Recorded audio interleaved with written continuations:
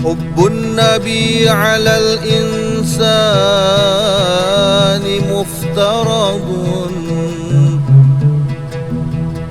وحب أصحابه نور. Assalamualaikum warahmatullahi wabarakatuh. Ini lanjutan daripada masalah wali-wali Allah Subhanahu wa taala. Itu aulia Allah adalah saudara kita. Tapi mereka punya pangkat di sisi Allah. Mereka punya jabatan di sisi Allah. Maka dari itu kita dituntut supaya berhubungan dengan mereka. Kita dituntut supaya mencintai mereka. Kalau kita cinta kepada mereka, kita akan beruntung. Kita akan bahagia. Mahabbatuhum sa'adah, mahabbatuhum dalilul falihin. Humul qawm la yusqa jalisuhum. Cinta kepada mereka, kasih kepada mereka, itu adalah tanda keberuntungan, tanda kebahagiaan yang tidak akan rugi lagi untuk selama-lamanya. Kenapa? Sebab itu aulia Allah, dia punya jabatan di sisi Allah, dia punya pangkat di sisi Allah, dia akan memberikan bantuan nanti kepada orang-orang yang mencintainya di hari kiamat.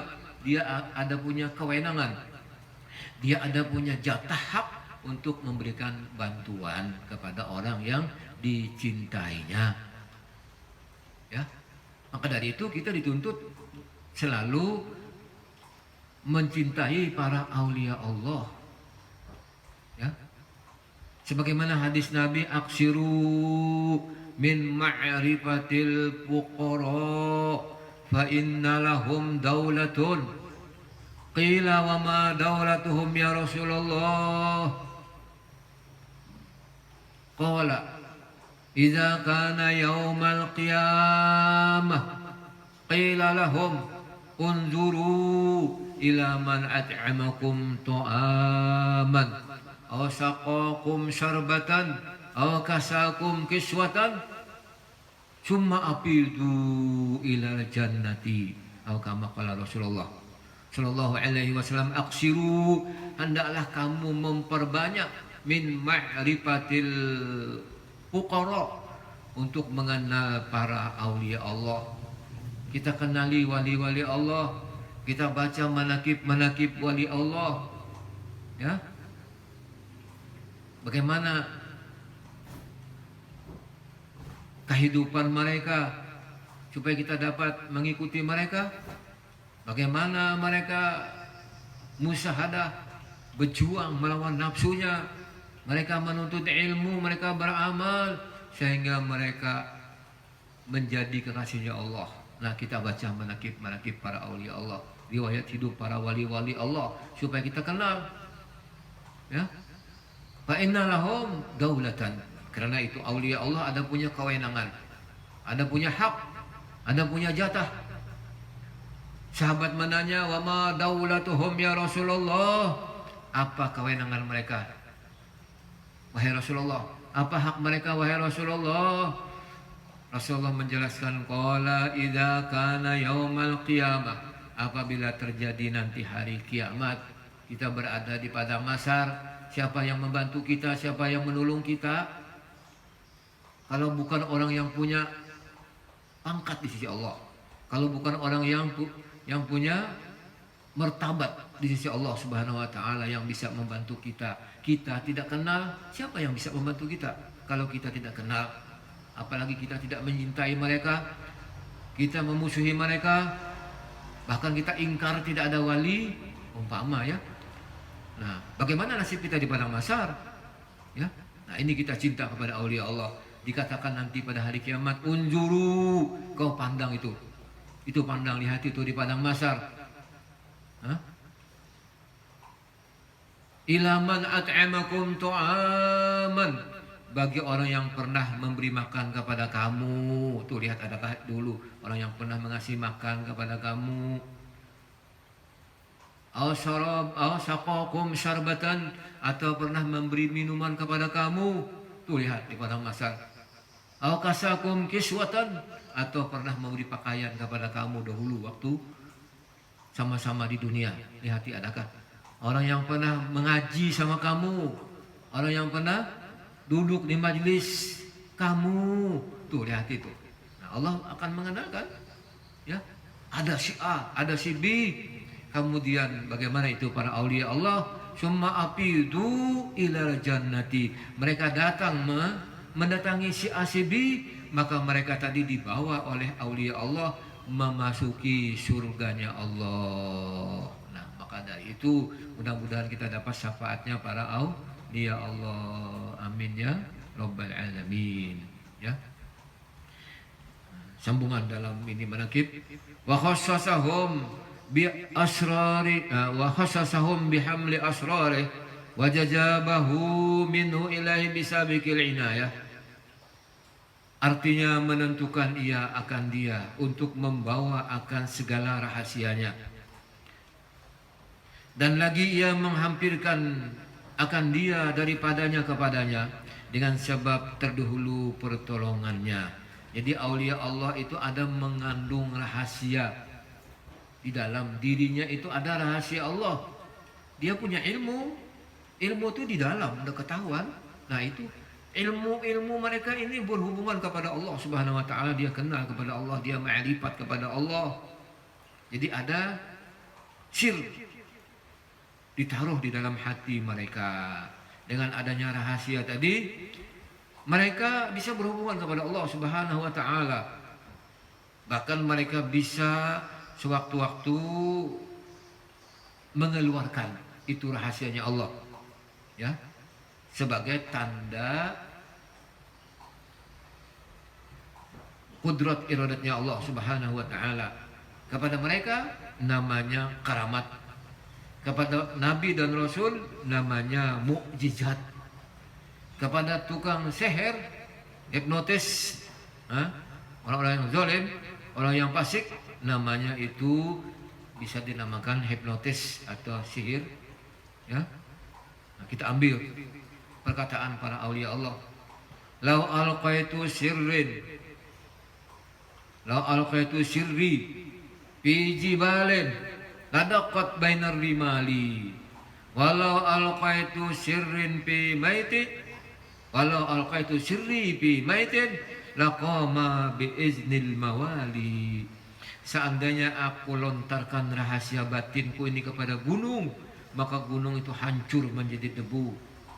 Dilontarkan rahasia yang tersimpan di hati mereka kepada gunung, gunung itu hancur menjadi debu.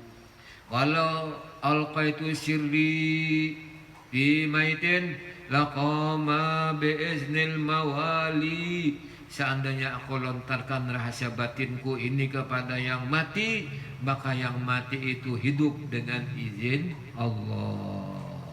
Ya. Nah, ini banyak terjadi ya kepada wali-wali Allah Subhanahu wa taala. Itu Syekh Abdul Qadir Al-Jilani ya. Pernah ini sedikit ya. Karamatnya Syekh Abdul Qadir Jilani dahulu ada muridnya Syekh Abdul Qadir Al-Jilani yang meninggal dunia. Ya. Istrinya datang kepada Syekh Abdul Qadir Al-Jilani melapor, "Wahai Tuan Syekh, lakiku meninggal. Aku harap engkau wahai Tuan Syekh bisa menghidupkan suamiku yang meninggal sebagai karamat. Aku yakin engkau diberi Allah karamat dapat menghidupkan suamiku yang meninggal." Ya. Nah, ini datang istrinya kepada Syekh Abdul Qadir Jilani. Bagaimana Syekh Abdul Qadir Al-Jilani? Syekh Abdul Qadir Al-Jilani melihat ke atas, memperhatikan ke atas. Ketika dia melihat ke atas, ternyata melihat Ajrail sedang membawa ruhnya. Ruh suaminya tadi yang dicabut Ajrail dibawa naik. Kata Syekh Abdul Qadir Jilani, "Wahai Ajrail, kembalikan ruhnya si A bin si B." Ya. Kata Ajrail, "Aku mencabut dengan izin Allah. Bahkan aku membawa pun dengan izinnya Allah, perintah Allah. Aku tidak bisa mengembalikan." Ya, itu pahamannya. Maka Syekh Abdul Qadir Jilani mengambil secara paksa. Sebab dia tidak mau. Diambil oleh Syekh Abdul Qadir Jilani itu ruh lakinya tadi. kemudian dihubungkan kepada suaminya atau lakinya yang meninggal tadi, maka lakinya hidup. Nah, begitu Syekh Abdul Qadir Jilani mampu dapat mengambil roh yang dibawa oleh Ajrail, diambilnya, kemudian dihubungkannya kepada anak muridnya yang meninggal tadi, maka anak muridnya hidup. Nah, ini Ajrail lapor kepada Allah, ya Allah, bagaimana itu hambamu Syekh Abdul Qadir Al-Jilani mengambil roh yang aku bawa, aku mencabut dengan perintah engkau, aku membawa juga dengan perintah engkau, bagaimana diambil secara paksa diambil? Nah, bagaimana itu? Allah menjelaskan itu juga dengan kehendak aku. Syekh Abdul Qadir Jilani mengambil itu juga dengan kehendak aku. Nah, jadi itu namanya rahasia, itu kehendaknya Allah juga. Tapi kenapa jadi sampai begitu? Supaya Ajrail tahu kemuliaannya Syekh Abdul Qadir Al-Jilani. Ya, tapi sekali aja ya. Nah, tapi keramat yang lain banyak juga. Ya, itu kalau kita baca keramat Syekh Abdul Qadir Jilani itu luar biasa banyaknya. Paling banyak keramat Syekh Abdul Qadir Jilani di dunia. Tapi kalau keramat Al-Habib Faqihul Muqaddam itu di dalam alam kubur paling banyak keramat beliau nanti. Kalau kita masuk alam kubur, maka paling banyak keramat di alam barzah, yaitu Faqihul Muqaddam. Ya. Nah ini, maka rahasia inilah yang kita harapkan. Ya. Nah, dahulu ada cerita seorang aulia Allah. Ya. Ini aulia Allah, dia berjalan-jalan. Ini kebanyakannya wali nukoba. Angkatnya nukoba itu tugasnya menampa hati, sebagaimana tukang pandai menampa besi. Besi itu tidak ada artinya, cuma dilempar aja dekat pohon pisang umpama, ditaruh di bawah kolong rumah, besi tidak ada artinya. Tapi kalau sudah mau tukang tampak besi mengambil itu besi tadi, maka besi itu akan mahal harganya. Besi itu akan ditakuti, besi itu akan menjadi mandau, akan menjadi pedang. Kalau tukang besi mau mengambil, ya begitu juga lah para aulia Allah. Kalau para aulia Allah itu mau menozor hati orang yang dahulunya sifatnya jelek, orang yang maksiat, orang yang zalim, insya Allah hatinya berubah menjadi baik. Kalau dia menozor, memandang, itu namanya menampa hati dengan pandangan, bukan dibedah dadanya, diambil hatinya, ditampak, bukan. Ini dengan sir, ya, dengan rahasia tadi. Sebagaimana terjadi kepada aulia Allah dahulu. Ini aulia ini memang orangnya antik juga ya. Nah, makanya kita jangan mengiktirad kepada hamba Allah.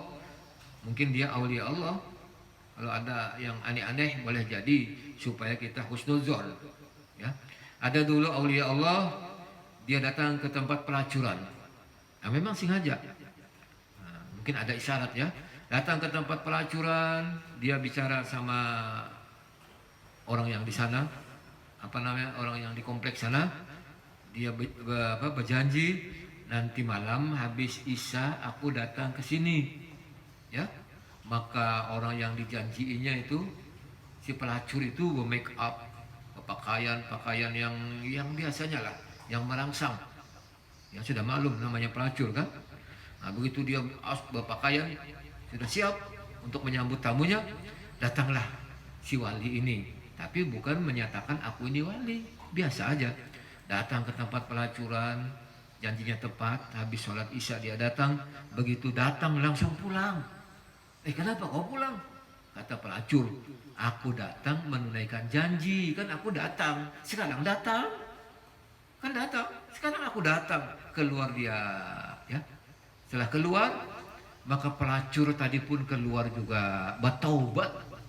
Taubatan nasuha. Dia menjadi orang yang baik, menjadi orang yang soleh. Sebab si wali tadi menozor hatinya. Mungkin waktu memandang hatinya tadi berdoa, ya Allah jadikanlah perempuan ini orang yang soleh, orang yang engkau ridhoi.